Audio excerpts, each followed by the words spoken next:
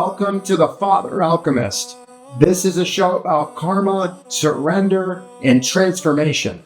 It doesn't matter what you're struggling with. It could be motivation, money, vices of any kind, drugs, alcohol, porn, shopping, food, your health and fitness, family and kids, spirituality, your business, career, anything mind, body, spirit. The Father Alchemist is a show that will help you transmute and use all that pain to create the gold version of you, the best version of you. We're bringing in some of the top minds to give you a different perspective, to make you think, and most importantly, to help you change from the inside out and the outside in. The goal of the show is to give you support in your journey to becoming the best you in all areas of your life, so you can be proud of the individual you are and not held from being the greatest version of yourself. Please follow me at The Father Alchemist on Instagram and follow the show on YouTube, Apple Podcast, and Spotify. If this show gives you value, a fresh perspective, if it makes you laugh or makes you think differently, please rate the show on your favorite podcast app, share it, like it, and subscribe. Your support means the world to me. Now let's make some magic happen.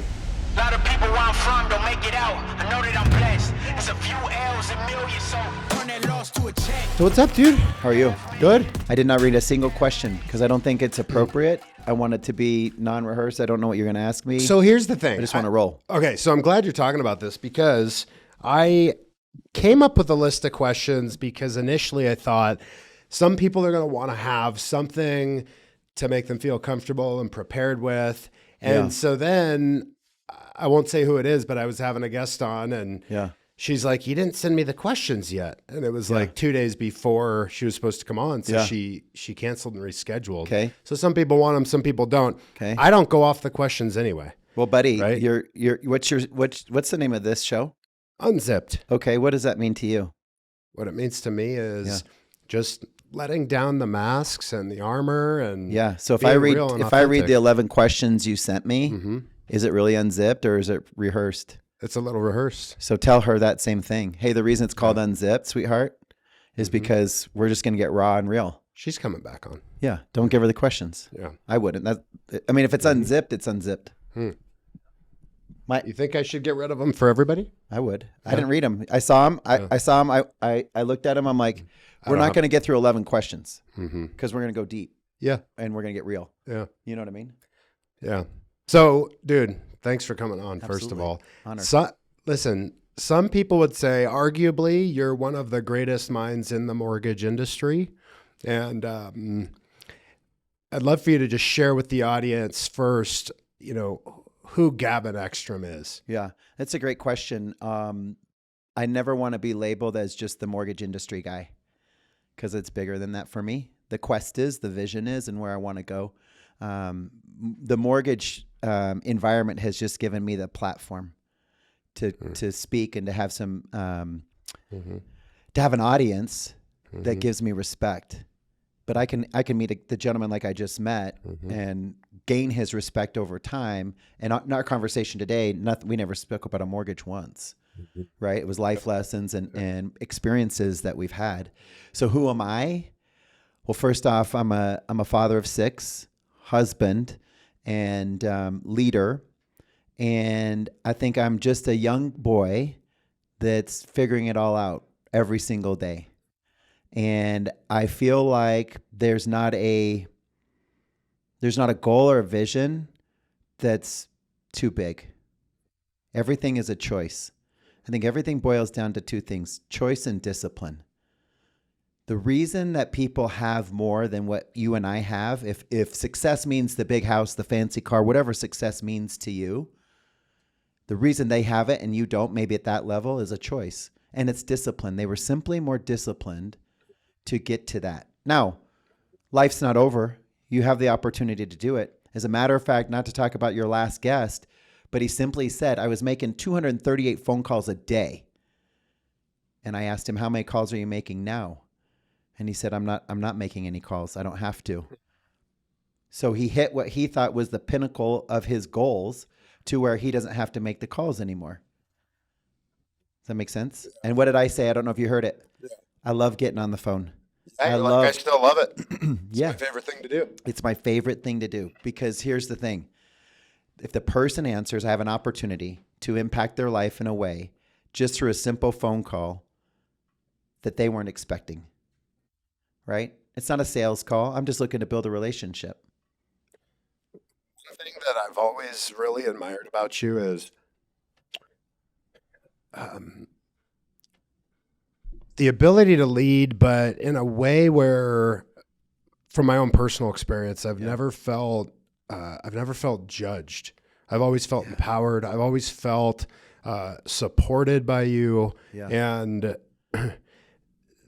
tell me a little bit about like how that quality or attribute within you was developed, or is that just who you always have been? I think I've always been that way, but I was not. Listen, I battle with stuff too. I'm not the best person. I have the same problems, right? There's addictions that we all have, or there's things that we all do that we wish we could do better. When I was a young kid, I got suspended like 13 times in elementary school. I had a behavioral issue. I think it was they didn't understand how to deal with an entrepreneur at that day and age. So they put me on Ritalin for one day. And I went home and my mom's like, "You're not you. I'm going to take you off Ritalin." And it was very difficult for me during that time to focus at school. I was not a good student, but I had a lot of friends. I was very popular, and I was friends with everybody, the jocks, the drug addicts, the nerds, because I like people. And so there's no judgment. Now, the sad thing is there was a point in my life where I was also a bully. And I think you become a bully because you're not loved and you know what I mean? You're finding your way through life. But I was like 4'10" and a bully. And so kids would come over, the parents would come to my mom at our house, knock on the door and be like, "Hey, your son's bullying my son." And here I would come out, this little kid with an afro, and they would be like, "Dude, this little guy is causing problems for you." So I regret that. There's some people like, I know I was probably not the nicest guy too, but I think everybody's dealing with something, you know, and you just don't know what that something is. November 6th, my 5-year-old daughter was diagnosed with cancer. I don't wish that upon anybody, right? And so our 2-year journey that lies ahead of us is like, people are like, "How are you so optimistic? How are you?" Well, I trust the doctors, my wife, God, and her. And as long as I give them the support and care, we're going to be just fine. I'm dealing with that, but maybe you're dealing with something even deeper, maybe a death or divorce or debt. Like someone's always going through something. You know, my wife and I lost our first two kids when we were trying to get pregnant. And I'll never forget, it was the second time that it had happened. And we came out of the hospital. We had just met with the doctor.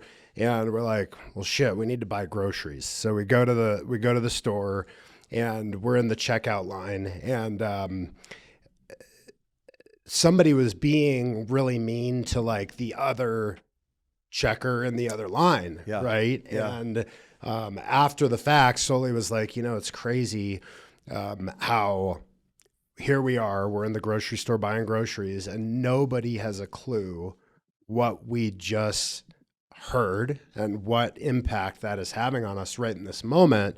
And it taught me a lesson of compassion, to be able to really come from a place of compassion with people, because they might be an asshole, it might be road rage, it doesn't matter what it is, but maybe they're going through something and it's not all about you. Yeah. And sometimes we get so focused on us, me. We all like to talk about us, but it's like, what are they going through?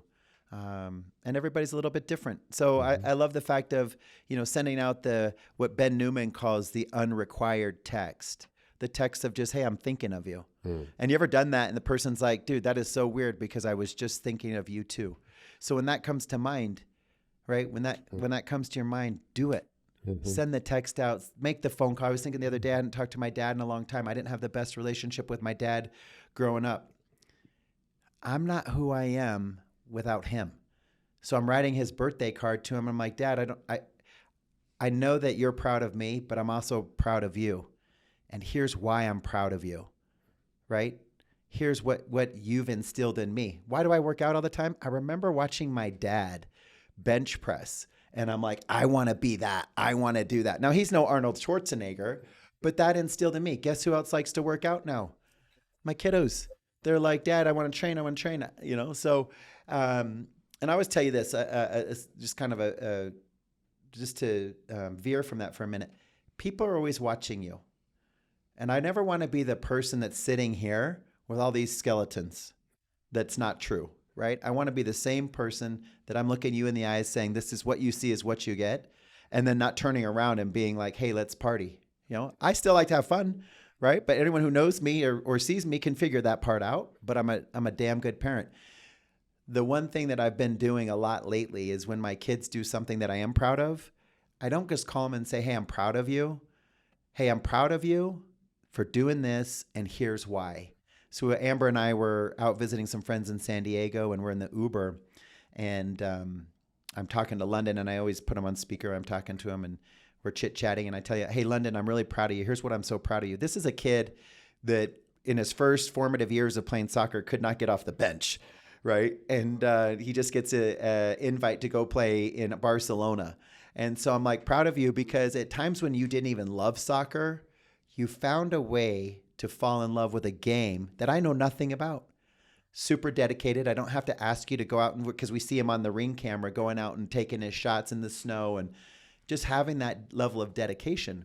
And I said, I'm proud of you because of that. I can't tell you to go do that. You do that on your own. Well, anyways, we get out of the car, and the Uber driver comes around. He grabs me and says, hey, I just got to tell you gave me a great life lesson. And I said, what's that? He goes, I have kids. I don't know the last time I told them I was proud of them, let alone telling them I'm proud of them and why I'm proud of them. Does that make sense? You know, I think that a lot of people talk about gratitude, making a gratitude list. And so the typically what's taught with gratitude is, you know, write down 3 things a day or 10 things a day that you're grateful for. But what started to change it for me is when I wrote down why. Yeah. Why I'm grateful for whatever the thing is that I'm writing down that I'm grateful for. And it takes a little extra effort, but it develops that mental and emotional connection with it. And from my experience, you know, when you can develop the feeling behind something, that's when you can start to manifest things in your life. And so I wanted to talk to you a little bit about manifestation. Yeah. Do you believe in that? I do. Yeah. Yeah, I do. What do you do to prepare for manifestation, walking into whether it be appointment or meeting with a new agent, whatever, lunch appointment, whatever it is, like how are you properly mentally preparing? So it's something that I think as a result of like this podcast coming to fruition, you know, it was like 2 years of me obsessing and basically procrastinating. Yes. Right. Yeah. And so I think about in the past things that I've done to manifest physical things in my life and using a vision board and how it just sort of dawned on me that I had stopped doing those same things. I had stopped connecting with myself and stopped connecting with the vision. Yeah. And so, you know, now that that's kind of been brought full circle, it's really about imagining the outcome before I go into that situation and what I want that outcome to be. Yeah. Michael Jordan said it best. He envisions himself every game, fourth quarter, 1 second left, getting the ball, making the shot. North Carolina, it came to fruition, right? So he was already mentally prepared for it. And that's how he prepared every single game. What's interesting is when we stop doing it. Why do we stop doing the things that got us to the goal that we wanted to? It's compounding. To get to the next goal, you don't stop doing those things. You got to compound and continue to do them. And so manifesting is huge. What about meditation? Do you meditate? I have. Yeah. You know, I'll do like 5 minutes a day, a few times a week. Okay. Right. But meditation for me has gone in and out. Yeah.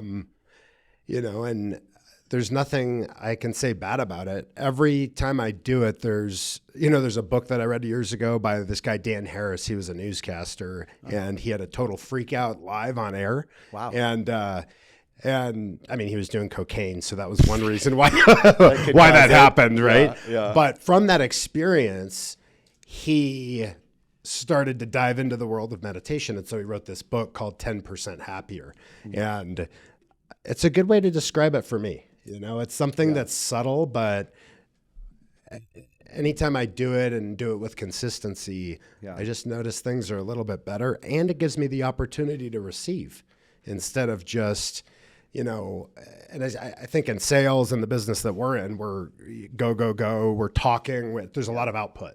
Yeah. Right. But it's hard. I mean, it's a challenge for me to sit and receive input. Yeah. What's your morning routine? Morning routine. Yeah, walk me through it. Yeah, so every morning the alarm goes off at 4:30. Okay. I wish I could say I wake up immediately. Yes. I hit snooze once, twice, and then I'm up by 5. Okay. After 5, I'm going down into depends on what I'm doing that day, but typically it's down in the gym. I'm on the Peloton or I'm doing some kind of HIIT workout. Okay. I should back up. Prior to that, I make a cup of coffee. I love coffee, so I make a cup of coffee. What do you like to drink? What kind of coffee? Yes. World's. It is Death Wish is the name of the coffee. Is it clean? Yeah. It's like no mold and. No, it's no mold. Yeah. No, I'm serious. Like coffee has mold on it, and so we talk about gut. Yeah, there's one out there. The Bulletproof Coffee guy. Has Dave Asprey. It's called Danger Coffee. Huh. It doesn't give you the jitters. It's just smooth. It's clean. It's all in the preparation. I'll send you a bag of it. You'll like it. Yeah. Okay. Anyway, keep going. All right, cool. Yeah, so I have a cup of coffee. I go down and do my workout, and then it's time to get ready and get out the door. If I'm meditating, it's 5 minutes after I get off the Peloton or after I'm done with the workout. Good. Yeah. Monday through Sunday or on the weekends, do you? Well, right now it's twice a day. Okay. Right? Yeah. Right now it's twice a day. But typically if I'm not doing the specific routine, program. the routine, is it Monday through Sunday or is it just for the work week? Got it. Yeah, Monday through Sunday. Okay, yeah, good. Monday through Sunday. Yeah, I think the biggest mistake people make is they don't have a routine in life. Not just a morning routine with your wife, with your kiddos, with your money, saving money.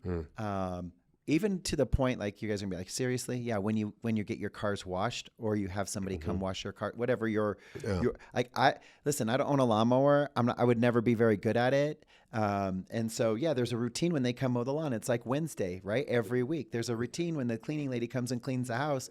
It's whatever today is, Friday. So that's a routine. So I know that that's going to happen on that day, right? Does that make sense? I like a schedule. I like a routine and I like to know. On Wednesday, he has. But it drove the point home that it's like it's the same thing every single time. Yes. What's your morning routine like? So I wish I could say I was as good. 5 a.m. Now, Sebastian, who plays hockey, he's a 5 a.m.er as well. So he'll have hockey lessons. We got to wake up at 5 a.m. I'll take him on certain days of the week, right? But 5 a.m., I am up at 5 a.m. We're out the door by 5:30. So half hour, it's pre-workout, it is coffee, it is protein, and then we're out the door. And then 5:30. By 5:30, yeah. So he's to the ice by 6. I'm to the trainer by 6:30. People are like, why do you still have a trainer? Listen, I could work out by myself. There's plenty of apps. There's plenty of things online. But a trainer, just like a coach, just like a financial advisor, just like a therapist, holds you accountable. Just like God, right? Holds you accountable. So that's why I have it. And so I've worked out with a trainer, period, for probably 13 years. This specific trainer I've worked out with, I think now we're going on 2 years, right? The trainer I had at that specific gym left, and I liked the gym. I liked the level of training that they have. And so I stayed at the gym, and I like this trainer even better. You've had coaches in your business life. And, yes.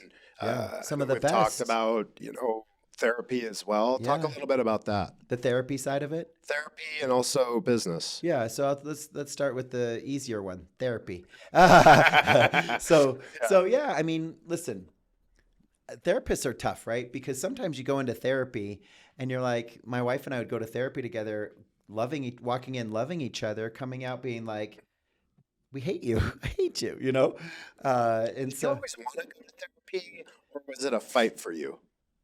So I'm an addict in the sense of many things, right? And one of the things I get addicted to is the roller coaster.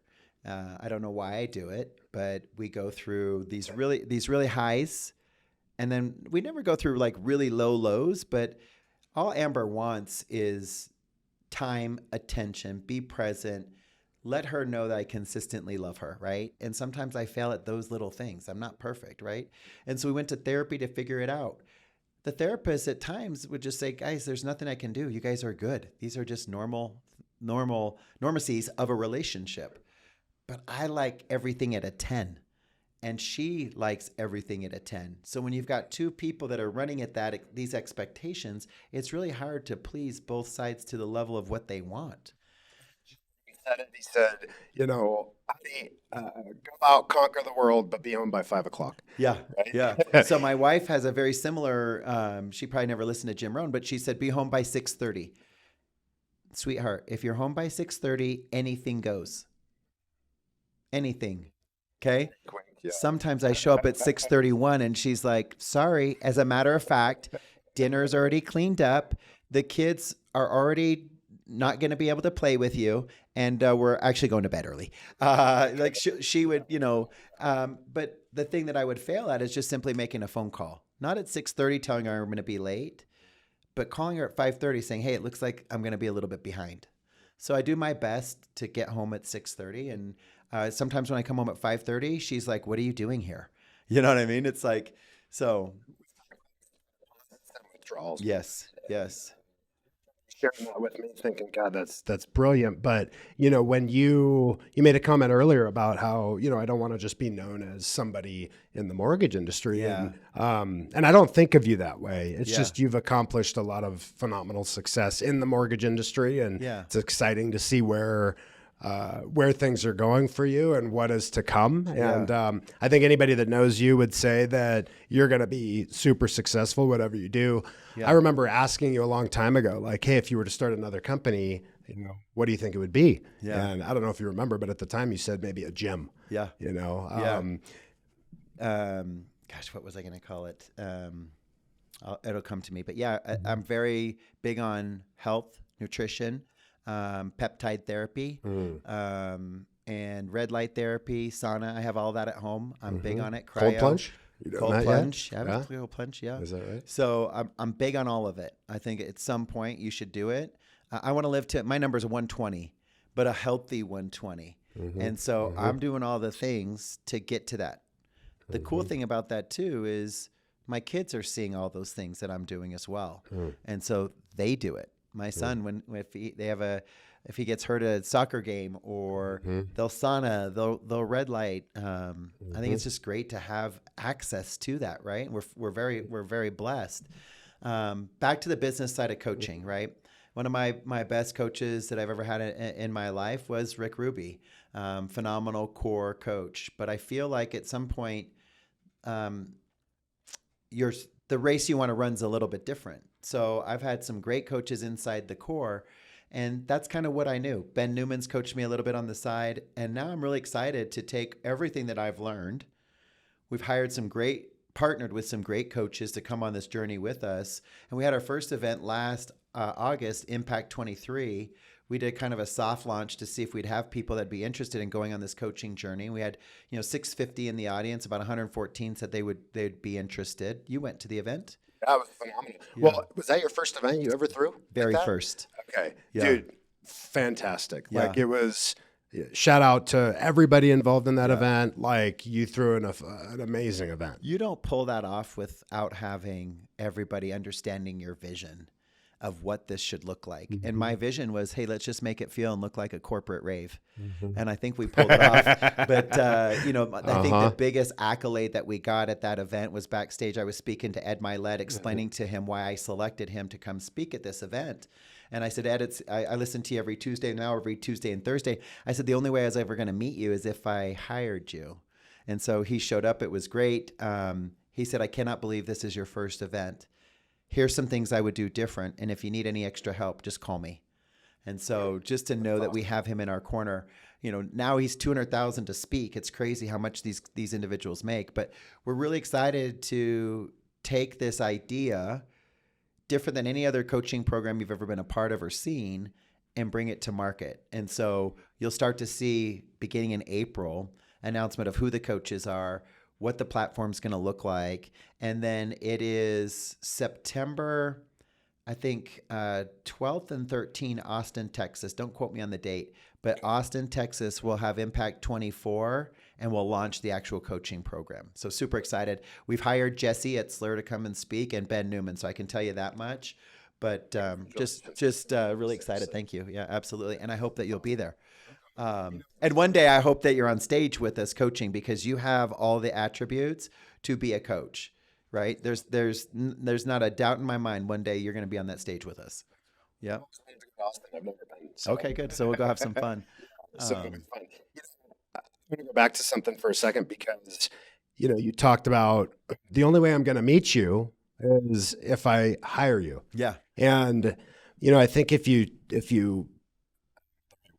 transition that into, somebody that wants to, make more money or grow a business, or, now there's so many different, not just coaching programs, but conferences and seminars. And, they've got something every day, I'm sure, in Vegas that you could go to if you wanted to spend the money on it. But talk a little bit about the importance of not just educating yourself and working on yourself and being coached, but the idea that the impact that being in the room with some of the people and how that has transformed your life and impacted it. You see how they speak. You see their mannerisms. You see who they circle themselves with, right? Mm-hmm. I was speaking to a good friend of mine, Will Grimes, and he's talking about his backpack. And he's telling me, in life, there's just so much you can put on your back and fit into your backpack. And he says, you ever feel that way? And I started thinking about it. I'm like, yeah. As a matter of fact, as you're telling me this, my backpack's too big. I need to shrink my backpack because I can't carry all this weight. Not that I can't. I don't want to. So I've made a conscious effort to make sure that the people that I surround myself with, the people that I follow, are as like-minded as I am. And so I look at this. I wasn't this person at age 5, right? There's some things that my mom will tell you growing up that I did different than the other kids. Right? What did she tell us if she was here? Well, she either thought I was going to be in jail or do something do something great. She'll tell you that, because I've asked her, have you ever asked your parents that? Ask them what they thought, right? And so at a young age, I was very money motivated. I can remember the day, like someone says, well, pinpoint the day when it started, right? And I remember my dad was a sales rep for a Western wear company, and he had just gotten back from a show, right, where they go and they display their products to sell to vendors. And so he got back from a show, and he had these giveaway items, which were these plexiglass clocks, these quartz plexiglass clocks. And they were divorced at the time. My parents divorced at 5. I have no trauma towards that. God bless. I'm glad that they did, but they still love each other today. And even though they secretly won't tell each other that. But so truth be known, he said, hey, get rid of these clocks before your mom sees them, because she doesn't like clutter. And they were just in this big blue bag. And I literally saw them and I thought, well, get rid of them. What does he mean by that? I took them door to door and sold them. And what I learned going up every single door at 410 with this big blue backpack, right, or bag, duffel bag, walking up the steps of each stair is, what am I going to say to get somebody to say yes to what I have to sell? And that's when it started. So I literally that day, I had a big bag full. This was November. It's not sunny outside. I'm not in flip-flops in Utah. I sold every single one of those clocks. I figured out the right script to say. Each person's door that I went to, I just got better and better and better. I didn't get a yes every single time, right? I got some no's. I got the door shut on my face. I got a dog chasing me. All the things that you can imagine, right? And here's this bag I've got that's as big as me. I brought it home empty. My dad said, what'd you do with the clocks? I said, I took them door to door and I sold them. He said, how much money did you make? I said, about $125. This was back in like 84. That was a lot of money. And I gave it to him. He gave it to my mom. That's when it started. So I tell that story because it's like there's always that pivotal moment in life that you choose the path that you're going to go down and stick on that path. Your origin story, like everybody should know your origin story. I'm really big on that right now. Your clients should know your origin story. Why do you do what you do? So they understand that. So this is perfect because sometimes I wonder, the hustle. I talk about the hustle. Yeah. And, is that something that somebody is born with, or is it something that gets created? Now, before you answer that, I think that for the people that think that it's something you're born with, I also think that you can be led to become better with it. But back when you had decided to go sell the books, have you ever thought about, or can you recall that moment? Because, some kids might look at the books and throw them in the trash, right? Some kids might look at the books and just leave them there and do nothing with them. But there was something in you at that time that made you go, I'm going to sell them. Yeah. What was that thing? I did the lemonade stands. I did the pet rock. I did all of these things to generate money. Now, truthfully, for myself too, but also for them, right? So I remember that day just like it was yesterday. I started my first job at 16 at Nordstrom.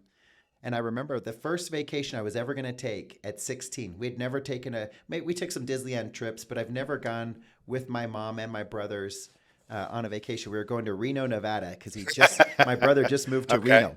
Vacation, right? So my boss at the time, Todd Allen, I walk in, he says, you have the job. And my mom's with me, my mom and my brother. And he says, you start this weekend. And I said, well, I was going to go on a trip with my mom and my brother. They just moved to Reno. And he said, that's good. He said, if you want to work, you start this weekend. So you're going to have to decide, do you want to work or do you want to go on vacation? And right there, without hesitation, I said, I'll see you on Saturday. And I showed up and I went to work. That was it. So it sounds like maybe you didn't come from money. No. So the money conversation you were talking about with your mom was a conversation about maybe we never talked about it. Like most families today, you don't talk about money. We talk about money with our kids all the time. What you make, what you save, what you give away, right? We never talked about that. So what I found at a young age, if I wanted something more than what my mom could provide, which, dude, I did not go without. I had everything. I had the Reeboks with the straps. I had all of the things, right? The great snowboard and the skateboard, and I had all the stuff. But my mom worked 3 jobs to make that happen. So you talk about hustle. I don't know that hustle, it's tough to say because I have a couple kids that really don't have that hustle, but they're smart. So they hustle in a different way than the way I hustle. Does that make sense? Sure. So I went basically a semester of college, grew up sleeping on a mattress. We just didn't have a lot financially. But what we had better than anyone else was a connection and love and support of each other. I'm the youngest of 6. And so that is what got me through life. And here's what I did at a young age.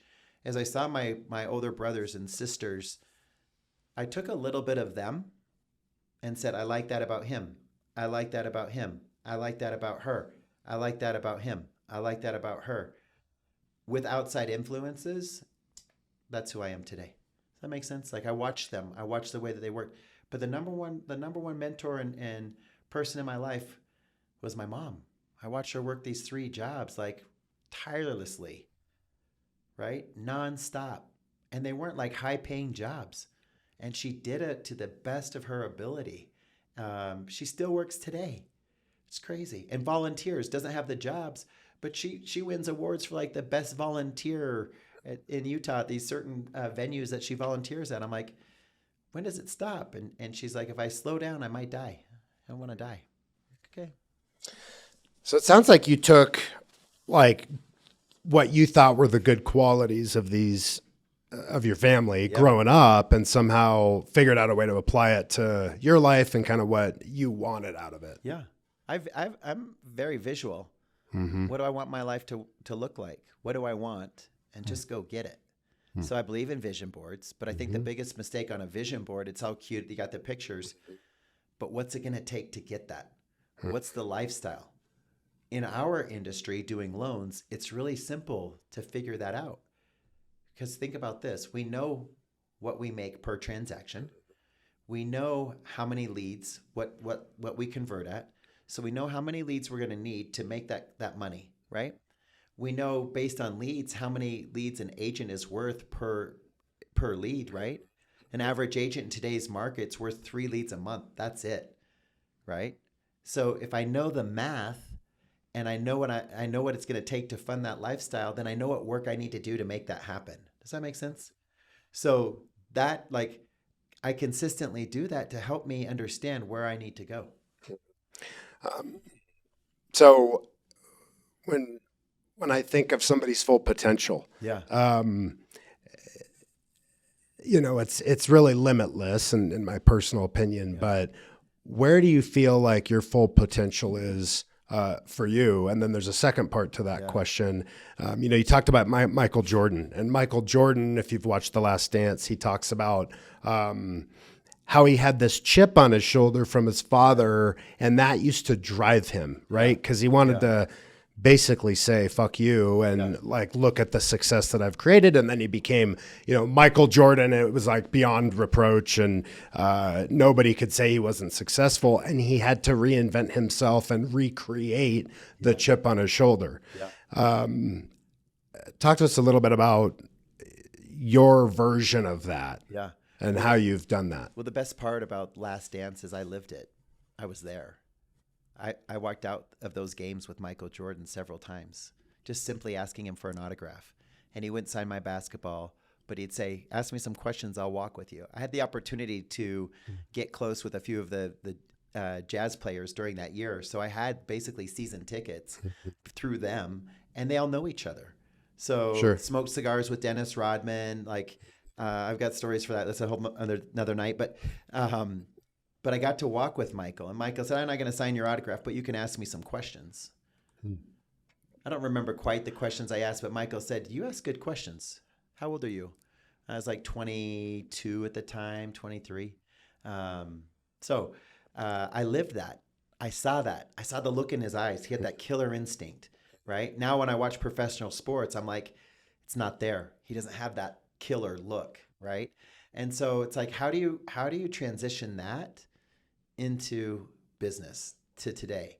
Do you have that killer instinct? Do you have the belief that you can do whatever you want? And I do. I think we all deal with self-doubt, right? And so I deal with a level of self-doubt, but I'll tell you this is I haven't hit my full potential. I think this next phase of my life, you're going to see it. I think the rest was getting me to this point, to understanding where I need to go, what I need to do, and how I'm going to get there. Because I'm happy. I'm never satisfied. Does that make sense? It's an interesting balance, right? And I think it's an important one. It's like, how do you ask God to make your plate bigger? Right? So that you can have more, become more, but also be grateful for what you already have. And it's an interesting dichotomy, but when you think about what that vision looks like for you, like, paint that picture for us a little bit. Well, truth be known, we're going to move to Florida. Okay. So, right. You've always liked it there. Yeah. So it's probably a 3-year call. Okay. But I feel like that's where the family needs to be. I got to get Sebastian, my hockey player, on board because he doesn't think there's any ice in Florida. But but that's the goal, right? Okay. I want Impact to be the #1 coaching company in the country for mortgage, real estate, and friendlies, professional friendlies of our industry, and it will. We've got the right coaches. We've got the right game plan and curriculum to get us there. And then I still want to grow this region of CCM to doing $3 to $4 billion a year in production. And so I still produce, right? I still like it. It keeps me fresh. It lets me help you if you're dealing with something. Hey, this is what I did in this situation. This is what's working for me. This next year, I want to be back in the top 10 of this company, right? Just for my own purpose. After that, I don't know. After next year, I don't know that I'll do another loan. We'll see. I think I'll hand it off to the team because they're functioning at a high level and they can probably run with it. But right now, that's my focus. Still making calls. Yeah, I love calls. Yeah. I literally, part of our coaching program, there's a form called the accounts pyramid, right? And the accounts pyramid, if you know, it's the channel accounts, it's your dirty middle, if you will, and that's the dream board, right? Your top 50, and then your dreamers, right? The people that you would like to do business with. The middle is I've done one transaction with them a quarter. The bottom is I've done a transaction with them in a year, or I'd like to do I would prefer to do a transaction with them at some point. So it's all in, I think it's 75 people. Our system is going to tell you which 10 existing agents you're going to call every single day, which 10 existing, in my world, 10 existing loan officers I'm going to call every single day, which new agents I'm going to call, and which new loan officers I'm going to call. And it's just going to rotate. It's not you picking from a sheet of maybe 40 agents and saying, I'm going to call them all on a Monday. So now this is spread out every single day. It's more natural and more authentic, right? Palatable. Yes. And so it keeps you in front of, like, I'm all about retaining and recruiting. That's it. I want to retain the lenders, the loan officers that I have, and I want to recruit new ones. I want to retain the agents that I have the privilege of working with, and I want to recruit new ones. And so that's the cycle of part of this program of how we develop that. So it's not necessarily your theme days per se, but it gives you a direction of, that kind of shares with you a little bit of the format of what this is about. Does that make sense? So our vision is to really create one of the best coaching companies, if not the best, number one coaching company in the mortgage and real estate industry. No doubt you'll do it, dude. Yeah, it's not gonna be tomorrow, but it's gonna happen. Sunday. Yeah, Sunday. But I'm like, you know me. Anything I do, any relationship I'm in, I'm very passionate, and I think I learned that from my grandfather. Passion. He came through Ellis Island, Italian man. My mom's full Italian. My grandparents were arranged marriage. I believe in arranged marriage. I don't know if I could ever get my kids to fall for it, but you believe in it. Yeah. I know my kids better than my kids know my kids. Yeah. You know what I mean? Yeah. So anyhow, I'll probably get some hate on that. But here's the deal: is he was a very passionate person. He loved everybody.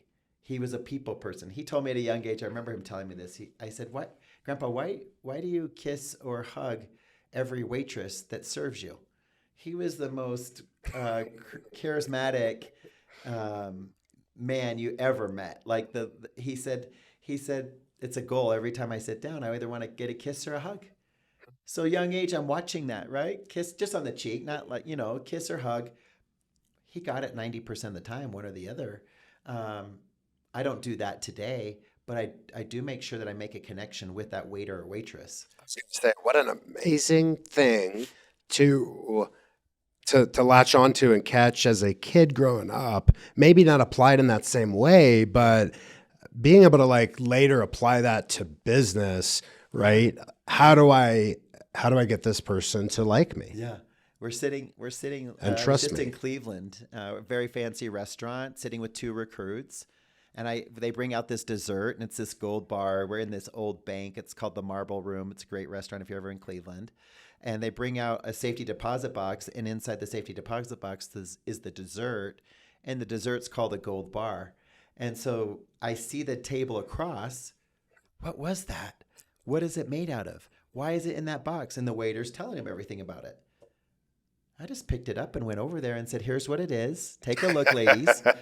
Take a look." Yeah. Right? They bring it back. The guy cuts it up. I said, "Give them half to share it."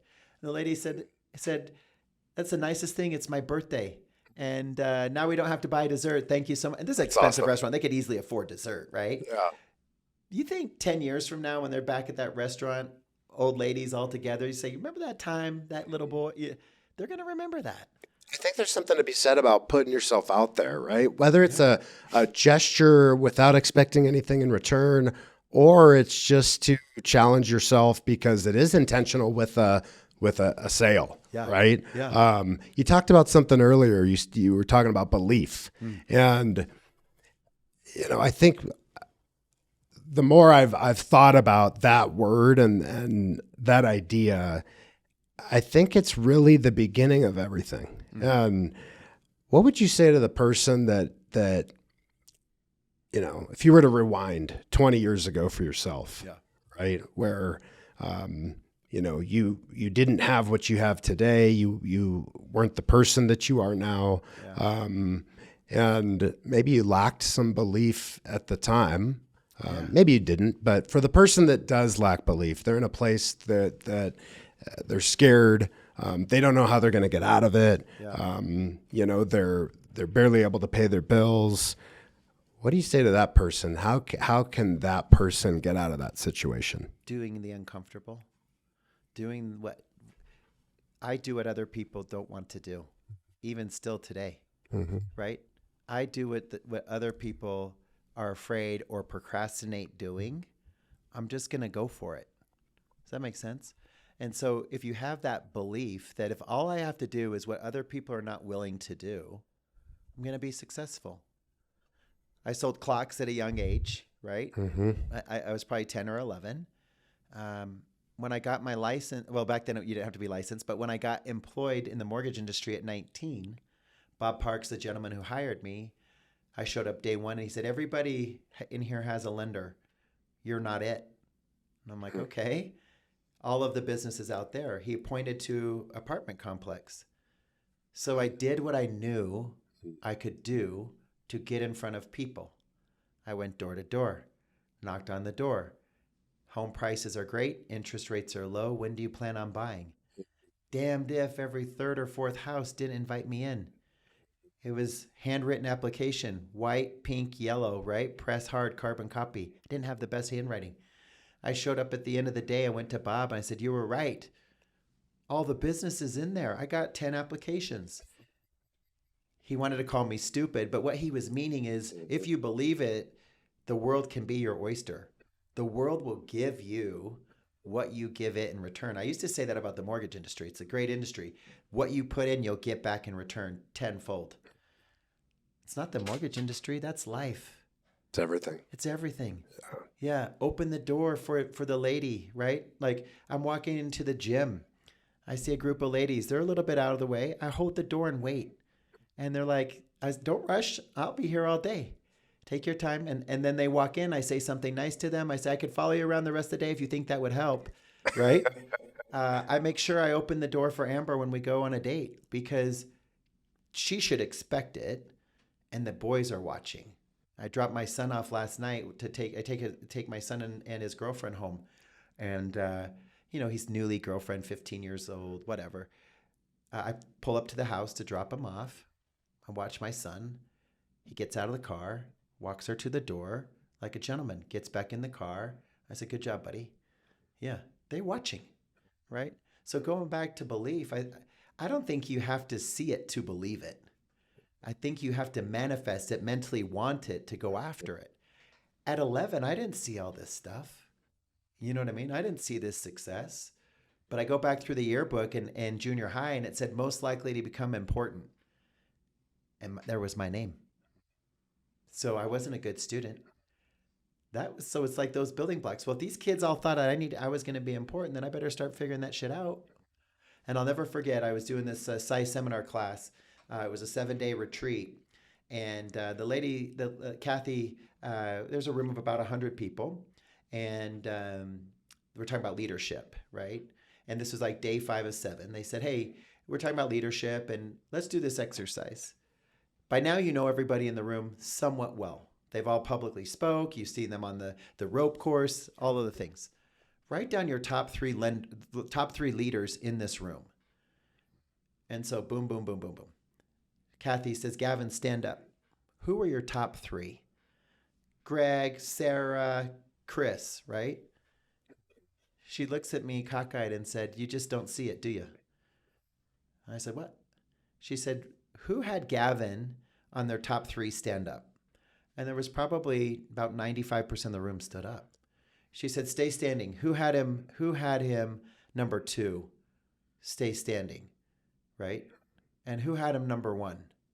More than 50% saw that. I didn't quite see it yet.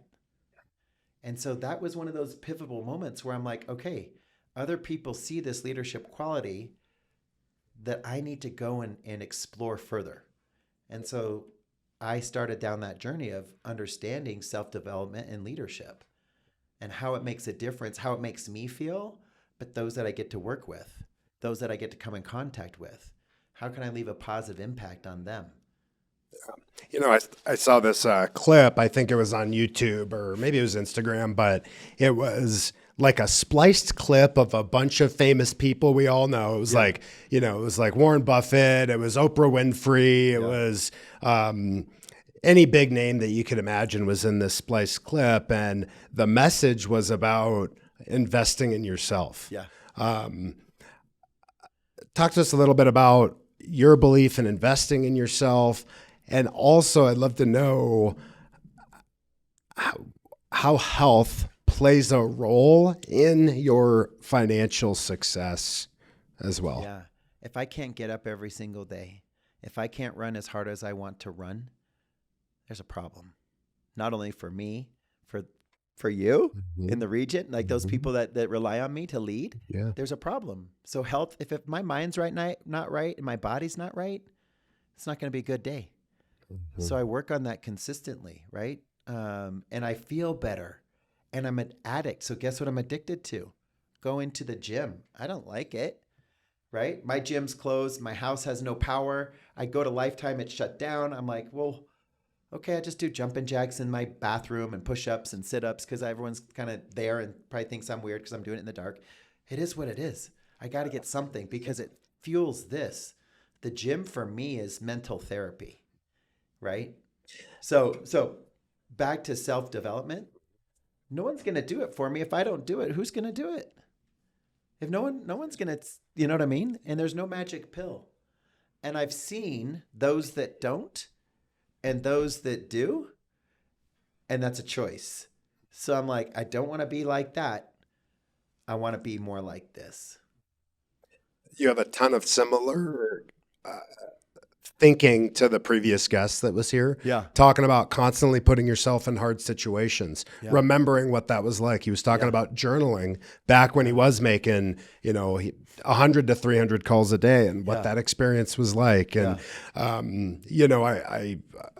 so I want to address what you just said, but also go back a little bit because yesterday was a snow day. Today's a snow day, right? And I left here at about 4:00. I needed to go get some things for you guys this morning from the store. And I go over to the Whole Foods and they're closed. Yeah. And I'm like, man, why are they closed? I look at the little sign that says, because of weather, we're closed at 2:00.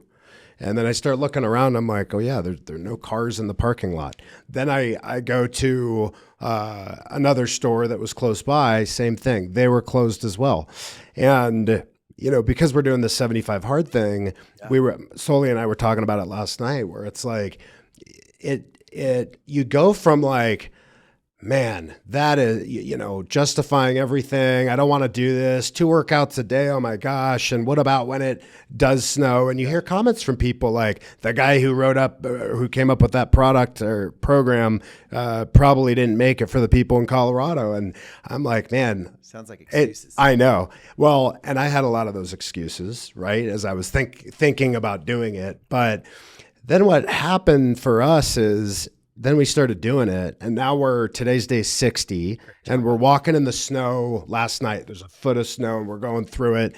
And Frisella talks about how, like, you'll learn to crave the inclement weather. But what it has taught us is not only that we can do hard things, but that almost this sort of, like, unshakable, unstoppable, like, that stuff is irrelevant to the vision and to what we're actually trying to accomplish. So when I went to the store yesterday, it kind of pissed me off because I'm like, what do you mean they're closed? Who are these people? I'll tell you, I was the only one at the office except for Alexa. Alexa showed up and I said, I'm super proud of you. She's like, I'm super busy. I don't care about your accolades. I'm busy. So I'm like, it's great. Nobody else was there, right? We have a vibrant producing office. But I think it goes back to mindset. You can always find a reason. You have reasons or results. You can't have both. And so there's always an opportunity to have that reason of why not to do something, why to hit the snooze button. And listen, I do it as well. Your snooze button at 4:30, move it to 4:45. Don't hit snooze, and then move it to 4:30. Right? I want to wake up at 4:30. I can't. I 5 o'clock. I need to go to 4:45 to then go to 4:30. So it goes back to I'm going to the top of the mountain and nothing's going to get in my way. Not you, not the feds, not interest rates, not my wife, not my kids, not cancer, nothing. I'm going there. And what I want more than anybody is to bring everybody with me. Because the only reason the top is lonely is because you don't bring them along with you. You're too selfish to teach them what you're doing to get to where you're going. And this podcast gives the opportunity to say, like, these are the things that I'm doing. You have it in you to do it to you too. You have the ability to do this. We've had those conversations before. I'm no different than you. The difference is I'm on a quest to be better. One of the best things that I did, and I would challenge anyone to do this, 24 hours. I fasted for leading up to it, okay?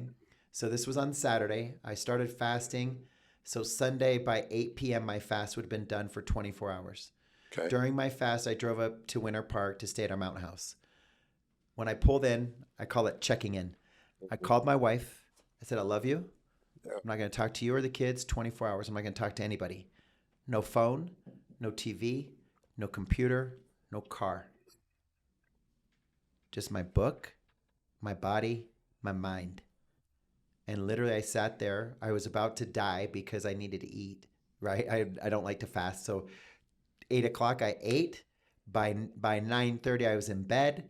By 5 a.m., by 5 a.m. I'm watching the sunrise. And I journaled this. I took me as a husband, me as a father, me as a leader, branch, region, self. What's my purpose? What's my value? And why am I doing this? With the people that I'm working with, you know what I mean? So I did a funnel and I basically started just scratching it out. So I did that till about 12 o'clock, right? At 12 o'clock, I decided to go for a walk. I thought the walk was only going to be 3 miles because I already planned out the trail, right? It's a 12-mile walk.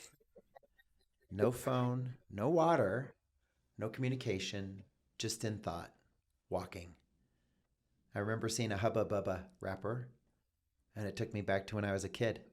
Saw a pack of cigarettes. Took me back to the first time I smoked in the little tunnel. Excuse me, I don't smoke now. But at Twin Peaks Elementary, me and Wade Lambert smoking, dying, coughing, and here comes his mom, and we're like, oh my gosh. Like, so, but it takes you back to those memories. And I sat there and I mentally thought through this, and I thought, this is the biggest hack that most people don't dare do. They don't dare to stay in silence with themselves. There were some times where I was crying for no reason, missing my brother, thinking about my wife, thinking about how I'm a bad dad. Like, I lose my shit on my kids. I'm like, this should be filmed.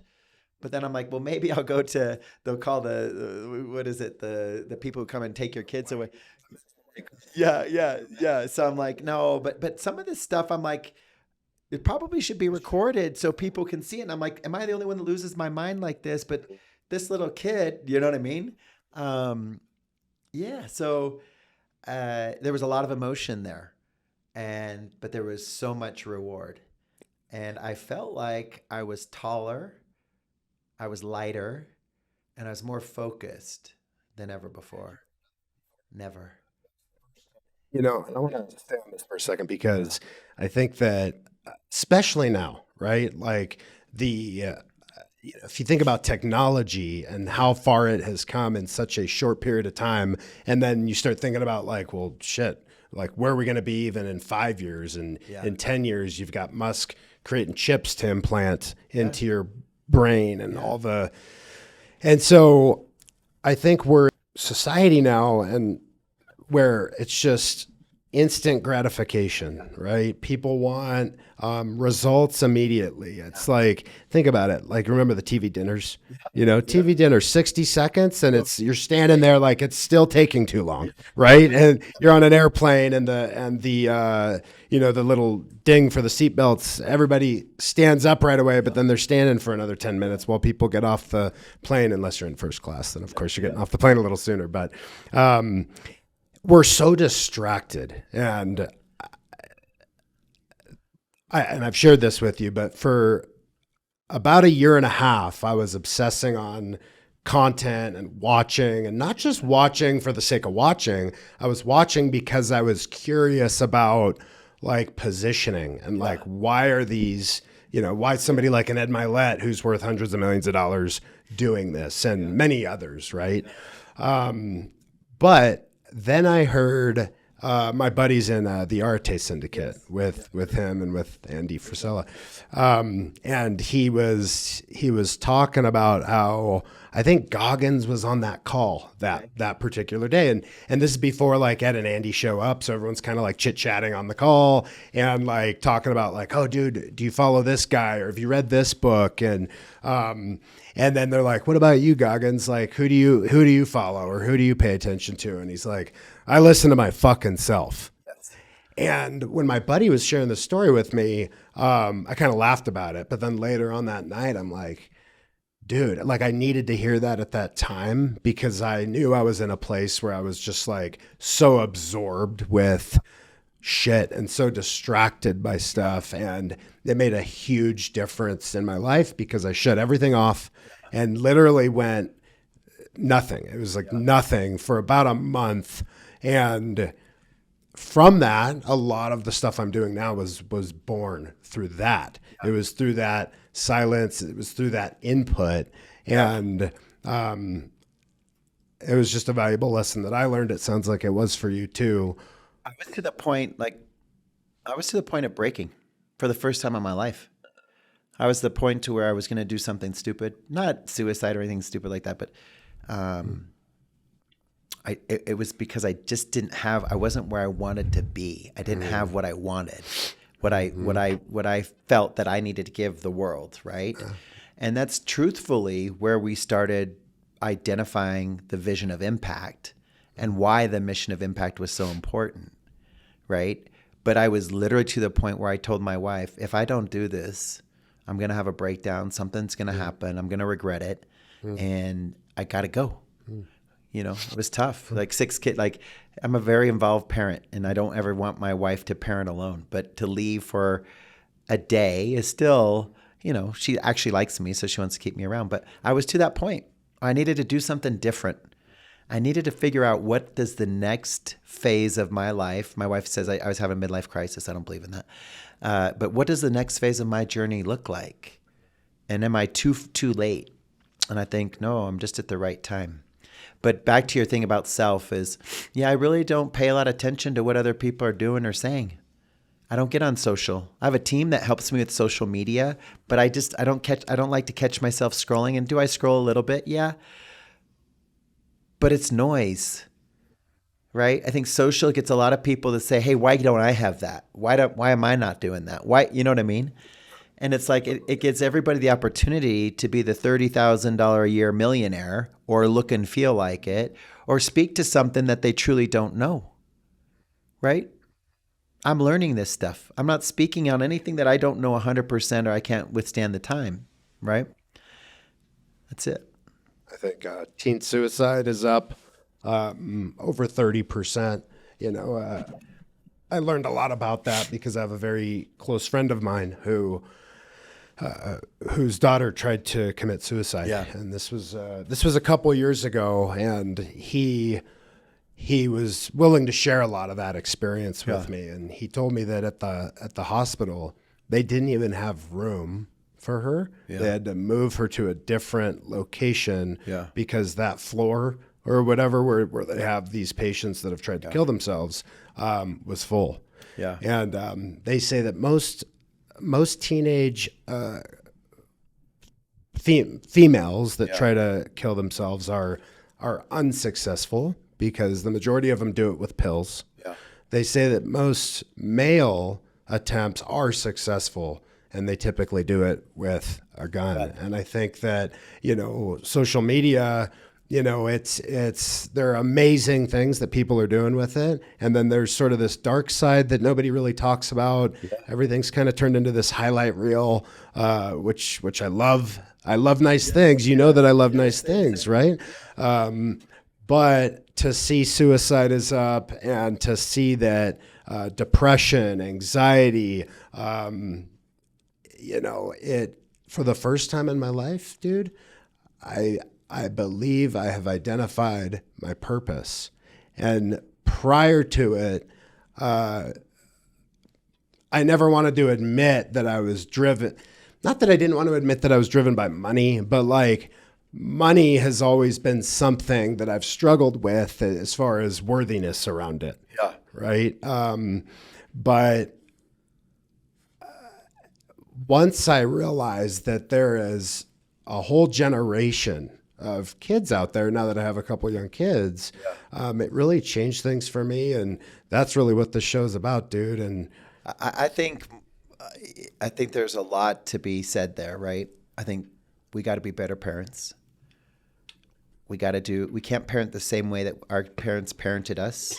We have to understand what our kids need and deliver it. And a lot of what our kids need, time, that connected, right? Being connected with them, and a relationship that, yeah, it's parental, but you still need the relationship that they're going to tell you anything and everything. And I feel like we've worked really hard on that, but there's little things that we do along the way to make that happen. The other night, I'll give you an example. The other night, Wednesday night, I'm at an event for a real estate agent. We go to Comedy Works, and we get home at 9:30.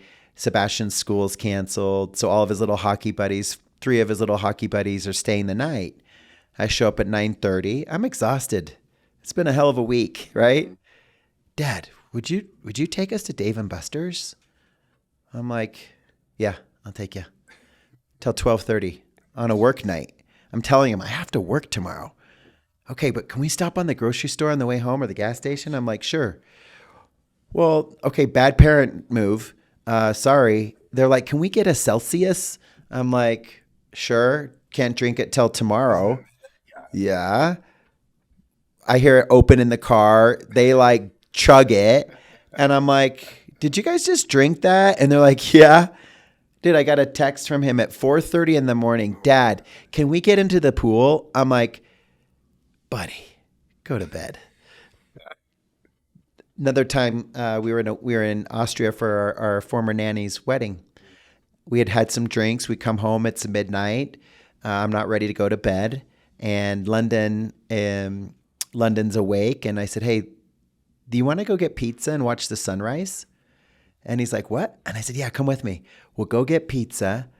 We'll watch all the drunk people, and we'll eat pizza on the curb. You'll remember this day for the rest of your life. We literally sat there until 3, 4 in the morning, almost watched the sunrise. Maybe we did. I can't quite remember. But he'll remember that forever. And we just sat and talked. Like, this is what it looks like when you're out drinking with your friends. That guy drank way too much. That girl needs to be careful.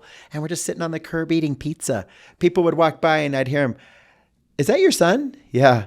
Man, that is so cool. And these are like 21-year-old. Like, I just think we need more of that. You know what I mean? And quit being this. Listen, the best job that you can sign up for is being a parent. I'm blessed to be a parent to 6, right? And so I got to impact all 6 differently. It's not the same. Some of it's just a quick phone call. Some of it's a FaceTime. I got 2 in college. It's like, they all need something a little bit different. Now, is that to say my kids aren't going to do drugs or my kids aren't going to go through some tough times? Yeah, we're all going to experience something in our life. But the connection that I have with them lets them know that I'm going to never judge them. I told my son last night, there's nothing you can do that's going to make me love you anymore. And there's nothing you're going to do that's going to make me love you any less. It's true, right? We were watching a show and the guy goes to his kid, I love you more and more every day. And I'm like, wrong. And I turned to my son and we're watching the show together. I said, buddy, just so you know, there's nothing that's going to make me love you any more than I already love you now. And there's nothing that's going to make me love you any less. Yeah, that's it. It's life. I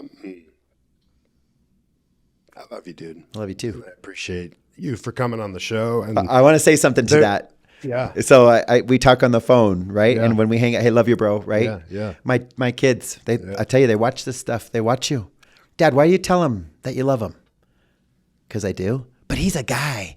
Guys don't tell guys they love each other. It's like not very tough. I'm like, actually, it's more tough than to tell them that you do than you don't. Yeah, I agree. You just never know. You never know when it's going to be the last, right? But it also makes me feel good knowing that you have a deep thought for me and care for me the same way I care for you. It's totally fine. humanity as well, right? Having that care for humanity, Yes. I think is something that's so important, and I feel like some of that has been lost.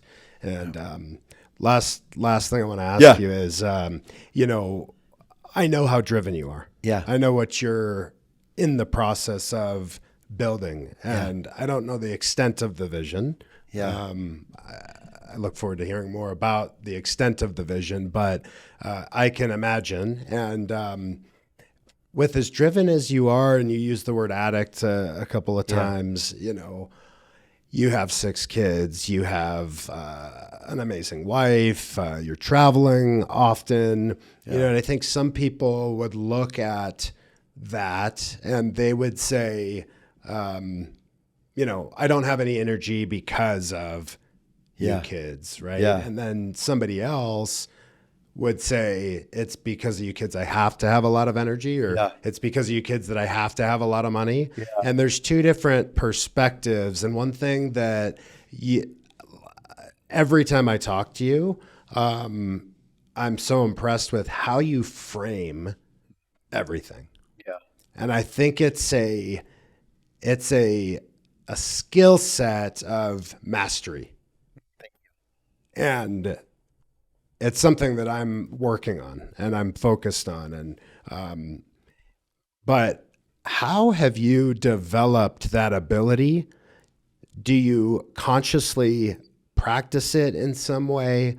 What, did you have a coach or mentor that helped you with it? How have you developed that? Because it's phenomenal. What's it? Thank you. What's in your heart will come out of your mouth, right? My grandfather, I lost my brother 5 years ago.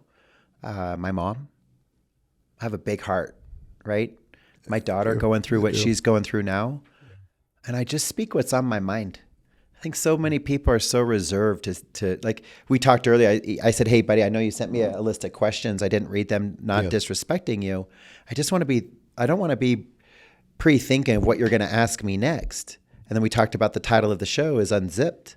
Let's just get unzipped, right? I still Let's get appreciate naked. that. And I think that any future guest you have, I hope they'll take that same, it's your show, it's your standard, and we're honored and a guest to be here. But with that said I just speak what I'm feeling. And I've learned that it's easier for me to tell you how I feel than to hold it in. And some of that's even Amber teaching me, a lot of that's Amber teaching me, don't shove stuff under the rug.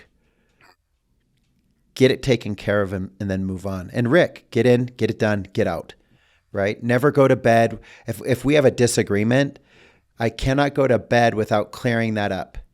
And a lot of times the disagreement just means that I need to say I'm sorry. And sometimes I might not 100% believe I'm sorry, but there's probably a role that I played in the disagreement. You know what I mean? What about when you hear something or you get triggered? You talked about getting, you know, you were about to explode on your kids the other night. Yeah. But like when that type of stuff happens, do you have a mechanism or a process where you're not reacting, you're waiting to respond? Yeah. And I'm just curious about that for you, like, because you're a human being and yet you've developed this unbelievable ability to even talking with you about your daughter, man, like I hung up that phone call with you and I was like, this dude is fucking amazing. Thank you. I count to 10. Therapy. Count to 10, right? Just count to 10. 10 seconds now, everything's going to be fine. The guy that cuts you off, you don't know what he or she's dealing with. Yeah. Why do you have to chase him down and flip him off? Yeah. You know, the other day, I get back from Barcelona. My son had a soccer camp there. I drop him off in Barcelona. I come home for dinner. My son has a hockey tryout that evening. Take him to his hockey tryout. We get home at 10:30. The next day, I get to go to work. I love what I do, right? I love what I do. So I get to go to work at 9:51, I get a 911 from my wife that my daughter's unconscious. I'm driving on the freeway at about 120 with my daughter in the car. Yes, I know it was unsafe. I'm flashing people. Everybody was nice enough or courteous enough to get out of the way. They could just sense my energy or feeling that this is not normal, right? I don't know that anyone was flipping me off or, you know what I mean? So someone's always dealing with something. And so I think so much we're so quick to judge. You know what I mean? The only one that can judge us is God. And I don't have the best relationship with God. I'm working on it, right? But that's the only person that can tell us what we're doing is right or wrong, or loves what we're doing or doesn't love what we're doing. And that's just it. Like, you know what I mean? I looked at like, how can I make somebody smile today? How can I impact somebody's life that maybe they're going through some shit? And does it really take that much more energy? And really, what does it do for you? It actually gives you energy in return. It's an exchange of that energy. And I love that. I love that, you know? So anyway, love you too, bro. Yeah, thanks for giving me the opportunity to be on your show, and much success. I would love to be here. Love it. Yeah, love it. Okay, buddy. Yes. All right. Thanks turn that loss to a check. Every time that I see a limit, I push right past it. Don't care if you got here first, the one to win is the last one standing. Say my life is like luck. Nah, I had to plan it. The way I work is out of this earth.